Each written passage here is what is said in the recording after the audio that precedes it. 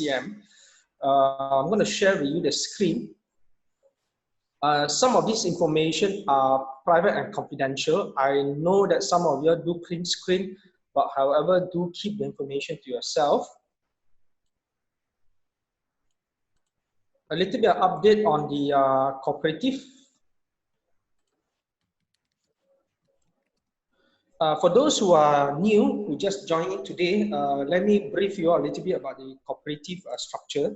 We are actually a financial institution approved by the Cooperative Commission of Malaysia with the objective of maximizing our shareholder and investors' return. To date, we have close to about 700 members in the cooperative that have invested in many portfolios. I think one of the portfolios that we first started is actually Danai Spa, and then Jocom, and then we got Bond Square, then we got then we JV partner with iServe, Animus, and so forth. Right. So these are some of the portfolios that we have that actually give us a membership of about 700 today. The cooperative is a platform that together with MCM, we actually drove in the fundings for private equity. Private equity, it just simply means that we use our investors or participating members' money, and then we actually use those monies and invest in those companies that we felt that can give a high return to our investors. This is some of the board members and advisors. We do have a new additions to the board, which is Mr. Chong Kenman. He is actually a practicing lawyer and a legal advisor for the cooperative. He has been doing work for the cooperative for the last 3 years, but we formally admit him to the board of advisors and directors last 2 months. Some of the compliance document that I'm going to show it to you. The cooperative works like a bank. In fact, in many of those previous previews that I've done in the past, I have always explained to our MCM GIC members and also cooperative members that just like any banks in Malaysia, we are subject to governance of Bank Negara. We are subject to the governance of anti-money laundering and so forth. So this is actually one of those reports that was given by Suruhanjaya Koperasi Malaysia. We are governed by the Cooperative Commission Act. This is one of those samples back in 2016. All right. As you can see, every year we do our every year we submit our audit report on time to the Cooperative Commission, and most of the time we have this kind of comments that favorable and positive comment that the cooperative has done the business up following the compliance standards, and there's no liability which is being used for purposes that is confusing, as you can see from the boxes that are highlighted red in color. Back in 2016, the cooperative net asset under management was about 2 million ringgit. Those were the deposits that we have. Those that are the deposits that we have gotten from our members for investments. As you can see, the word here nota 3, right? SKM used the word pelaburan dalam usaha sama. Pelaburan dalam usaha sama means that investment in joint ventures. So back in 2016, 4 years ago, the Cooperative Commission Malaysia has actually used this word in our audited report. MCM back office do have a copy of those reports. You can actually go to the office and view it. However, you cannot take a copy, but we allow you to view it. So the word investment in joint venture were frequently used in those SKM audited reports. All right, this is one of the emails that they sent to us back in 2016 to attest that we have submitted to them those audited reports. This is all our past years penyata kewangan or audited report back in 2014, 15, and 16. Now, then moving forward, in 2017 and 18, the cooperative has already received the approval from the Cooperative Commission of Malaysia to use a third-party auditor. The reason why we use a third-party auditor is because the Cooperative Commission of Malaysia couldn't what we call it services on time. Couldn't do. There were so many backlogs. There were so many backlogs of audited report for other cooperative that they need to audit. So we actually submitted the 2017 report early of 2018, but then until 2019 we did not get any of the audited report come back from the Cooperative Commission of Malaysia. So then we requested CCM or SKM to approve us to use a third party. So then they approved. As you can see from the screen here, PKF International is the world number 16. I repeat, PKF International is actually an accounting and audit firm. They are the world or global top 16 audit firm. You can actually Google about them. In Google, they are ranked top 16 audit firm. So for a cooperative like us that is based in Malaysia, we are very proud to share with GIC members and also the cooperative investors that we have used those top 16 audit firm in the world to audit our reports. As you can see, PKF gave a very fair statements. In our opinion, the accompanying statements given are true and fair of the financial position of the cooperative as at the ending date. And then it says that they have audited us using the requirements of the Cooperative Act 1993 of Malaysia and using the guidelines of the Private Entity Reporting Standards, PERS.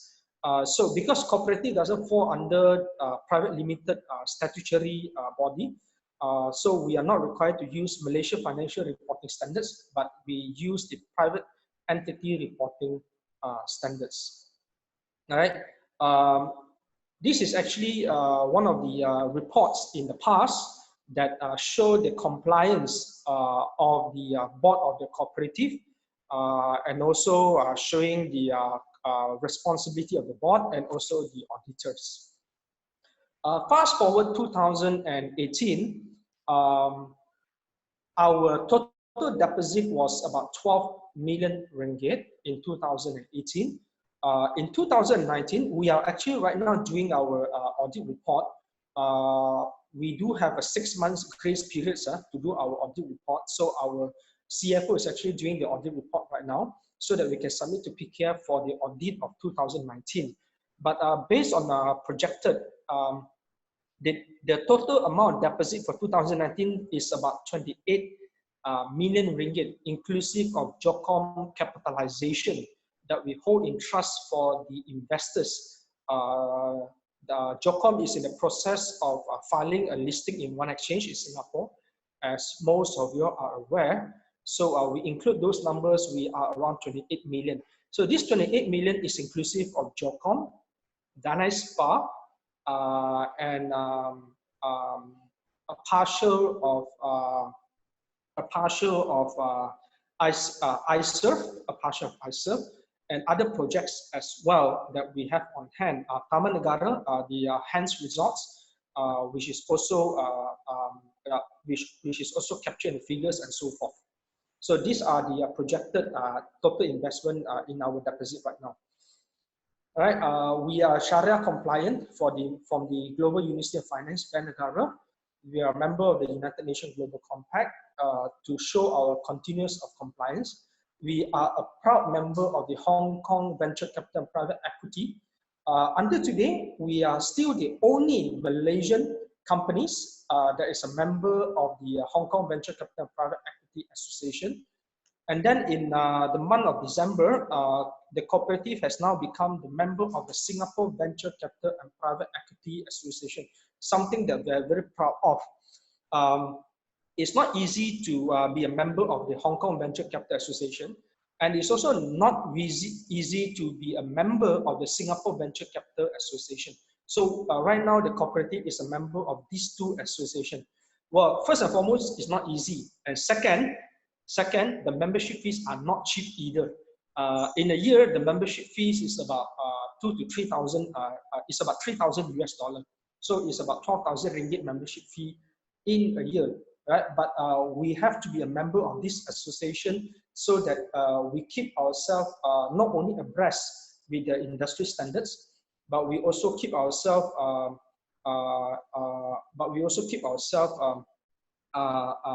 being seen in the private equity sectors. Okay, something new that that we are rolling out, both MCM and Co-Metro Academy. I have worked with certain universities in the past few months. For those who have attended my talk on capital market fundraising series last month, I actually conducted 2 sessions. Capital market fundraising capital raising series. I conducted 2 sessions. One is actually in end of February, and the other one is actually middle of March, just before MCO. So I have in the past I mentioned that Linton University College was certified the certificate in capital market, but however I got a better deal. Linton was a little bit more expensive in the certification. So I got a better deal for Masa Universities. Masa University will be certifying the certificate in capital market, capital raising series. So the price, the introductory price that we are giving to the RE is 580 ringgit. The payment will go straight to the universities for the certification. So for those who have attended my courses, there are 7 modules in total. Yesterday only I complained to Surin that I lost module 2. I was updating module 4 in my training slides, and I did not know what happened. Suddenly it overlapped into module 2. I did not do it, but I did not know how it overlapped into module 2. So module 2 was override with module 4 slides. Then I took the whole midnight from 11:30 p.m. all the way to 3 o'clock in the morning and redo slides 2 again. But anyhow, for those who have attended my 4 modules, there's 3 more modules to attend. Sorry, 3 modules. There are 4 modules to attend.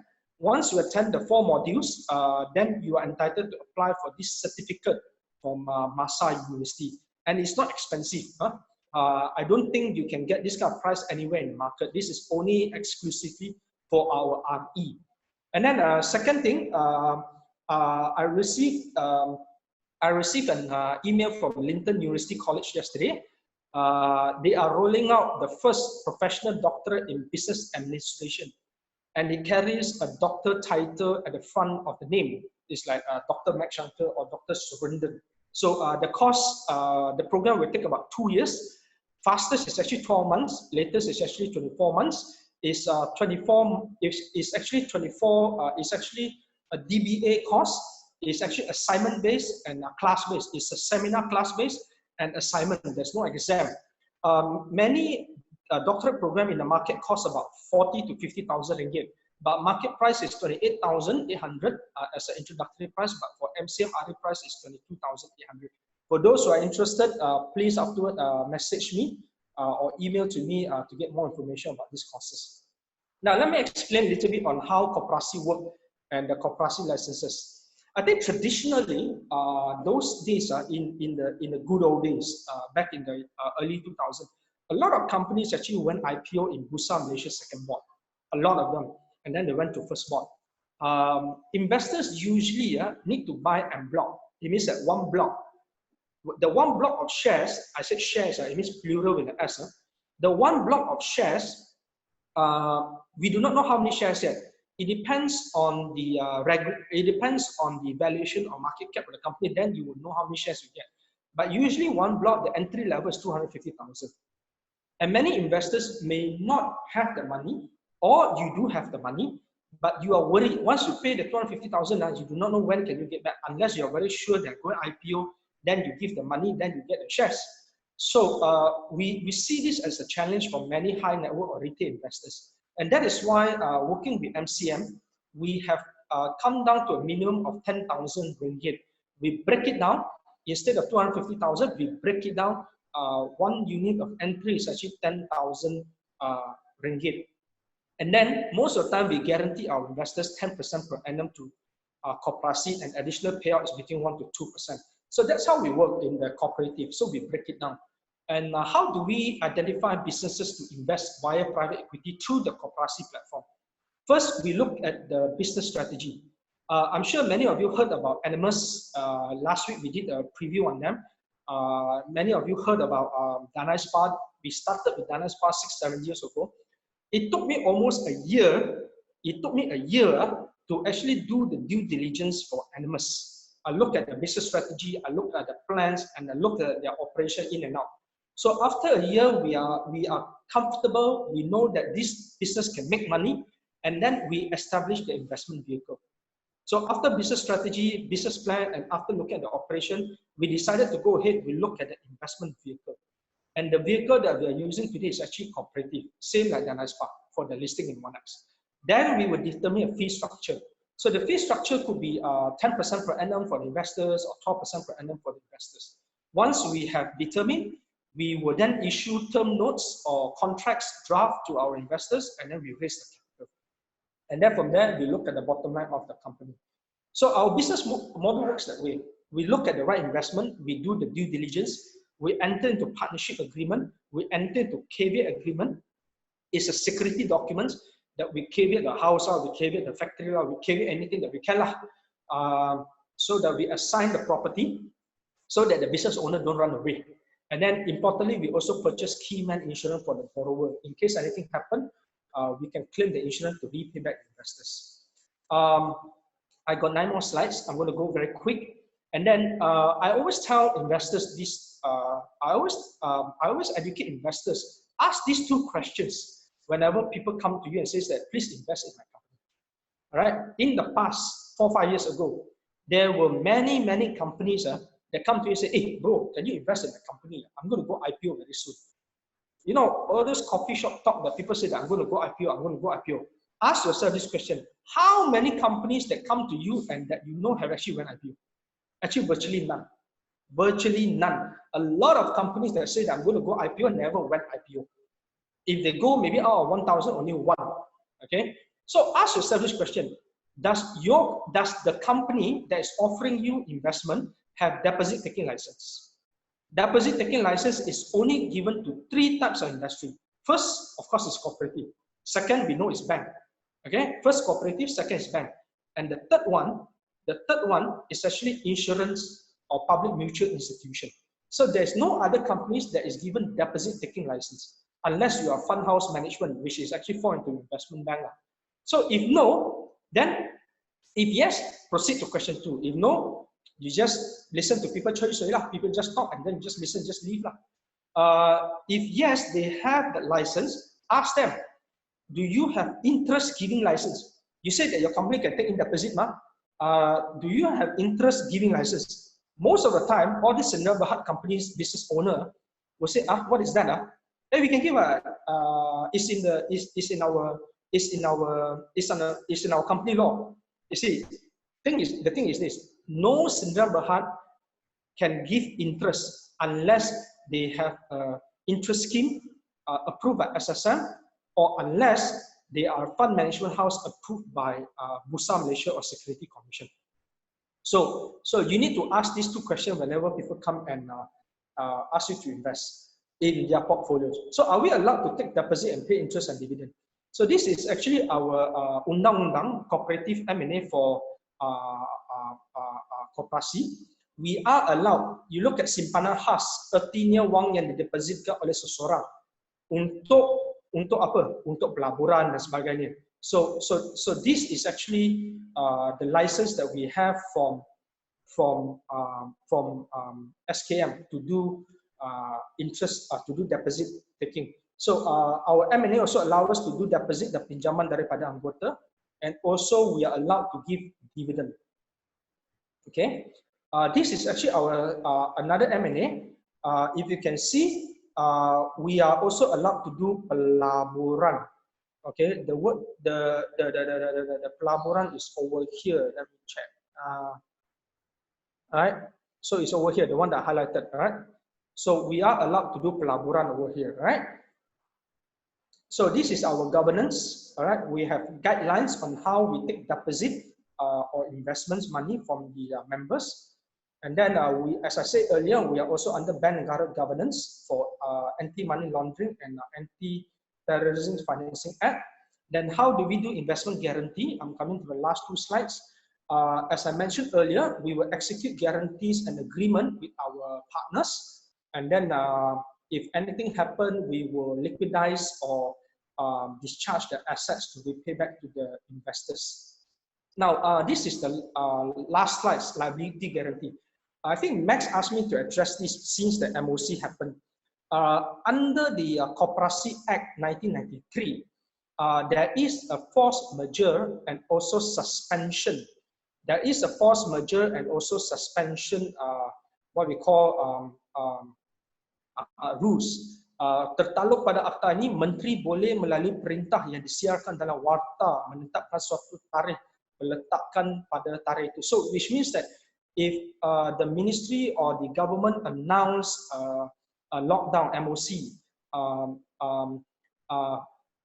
Koperasi can actually call for suspension of whatever deposits that they are taking or dividend that they're taking. Same like the bank can actually impose a moratorium of getting back loans or getting back interest from the borrowers. So as I said earlier, Koperasi work like a bank, but I want to commit to everyone here, despite whatever happened, we will still make dividend and profit payment during the MCO, both for all the portfolios under our hands. This is inclusive of Dana Spa, this is inclusive of Jokong, this is inclusive of those profit sharing from ISERV and so forth. So we commit to make this dividend. And in fact, last month, we already made the dividend for March for Dana Spa. And profit sharing for ISERV, even though it's still MOC. It's only that the letter that I sent out earlier on the 28th of March, we request for 30 days extension to return your principal. We are not delaying very long, but we just request for 30 days so that our business partner can manage their cash flow. We are repatriating, we are requesting for those monies for the principal payment. So do bear with us, but I know that you are aware that we are still paying the dividend while we are still under lockdown. So that is something of an update from my side. I hand back over to Surin.